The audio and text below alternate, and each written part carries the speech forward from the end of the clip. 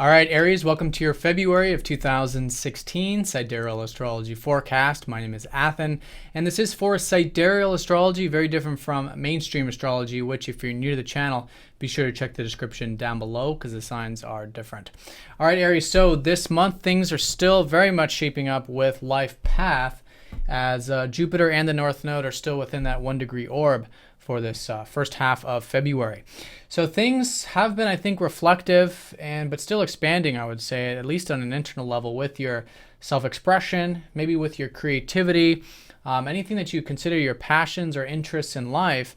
And that's been over the past 7 months with Jupiter here. So taking a lot of what you've learned about those areas and now with the North Node so close by, applying it towards this new life path, unfolding for you to express yourself, to get creative and follow your interests and passions in life, which is the life path shifts that are happening for the next 2 years for you in regards to this fifth house.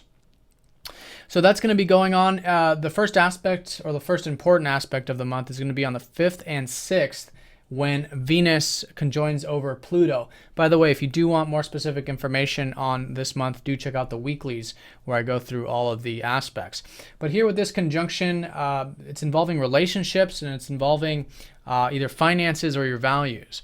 So these things are changing here around the 5th and 6th. It's good to be open to change with them. It's really clearing out old energy with relationships, with your values, in order to make space for new things. Because every conjunction is all about new beginnings, and here it's about getting rid of the old to make way for the new in regards to those areas. Now on the 8th, we have a new moon in Capricorn, which is your 10th house of career, legacy, and everything on that productive or public level. So whatever this is for you this month, from the 8th onward, putting energy into that. Slowly, of course, early on during the 8th, around this time, probably reflecting on in terms of where do you want to plant new seeds, where do you want to set new intentions with these areas of life, and then as the month unfolds, continuing to expand on those areas. Now on the 9th, your ruler Mars is going to be trining up to Chiron. So, and this is a few days before, a few days after, you guys could be feeling quite rejuvenated, maybe even quite healed, perhaps, maybe from previous months or what have you. But in either case, you guys should be feeling quite good about taking action and getting things done and asserting yourself. So that's quite good. And I would say probably specifically involving your one-to-one connections, maybe even through your relationships, since Mars is in that 7th house of yours. And you could even find maybe some healing taking place in regards to those one-to-one connections.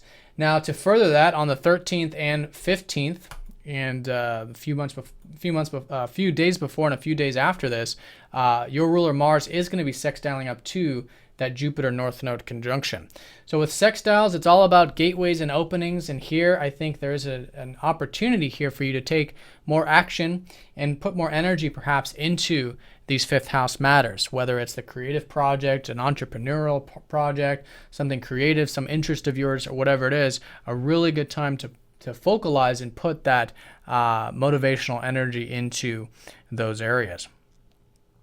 And you'll probably notice it quite strong too, maybe motivated to learn more about philosophy, maybe about getting some alone time since Jupiter rules your 9th and your 12th, and really just putting it towards whatever your life path unfoldments are.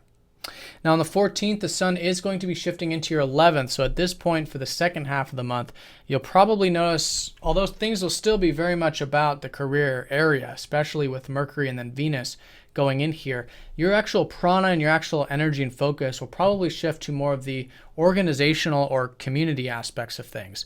The 11th house is about connecting with friends, maybe doing some networking, things like that. So that's where I think you'll have more of that focus, and it is just generally a good area for you to put energy into the second half. On the 14th as well, Mercury goes into that 10th. So it's almost like your focus is shifting to the 11th house group stuff, but your mind, I think, is still going to be very much in the career side of things. In fact, probably more so. So it's a great time to really tie the loose ends or do anything practical, work on the communications or correspondence at work, whatever it might be, learning more about your work or career. And you'll probably find that career stuff probably quite enjoyable from the 17th onward once Venus goes into that 10th. So Venus, the planet of enjoyment, and also the planet of relationships and values could make maybe you're meeting people at work, just enjoying the more lighthearted aspects of the career stuff, and maybe even seeing what you truly value in those productive things. Now on the 23rd, Jupiter will be opposing up to Chiron here. This was an energy coming from 2015 of last year. So it's all about healing, and the healing energy here around the 23rd is specifically around your philosophy, your spiritual outlook, maybe getting that rest and relaxation around these days, but balancing the self-expression really with these community things, because the 5th house with Jupiter here is all about you finding your own personal passion, but with all this energy in your 11th, including Chiron, there's a lot of this healing that's still taking place, and energy involving what you can give, how you can take your passions and share it with the world, share it with others, share it with the community, or whatever it might be. So it's really seeing them as one and the same here, that your interests are what the world needs or what the community needs, and vice versa. And in that way, it does create quite the healing energy in regards to that. Now we do have a full moon on the 23rd as well, and this is going to be in that 5th house. So there are culminating things where maybe over the past 6 months, you may have started new things around that creative stuff, self-expressive things, whatever it might be.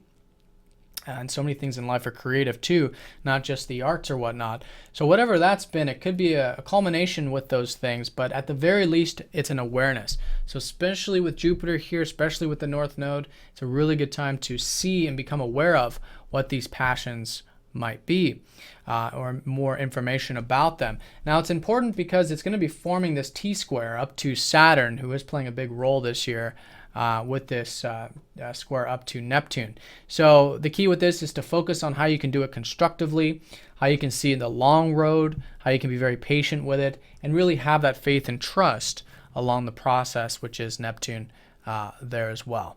And then on the 28th, the Sun does go over Neptune, really emphasizing and pretty much topping off the month of the importance of having this understanding about giving and sharing and being a part of, again, things larger than self.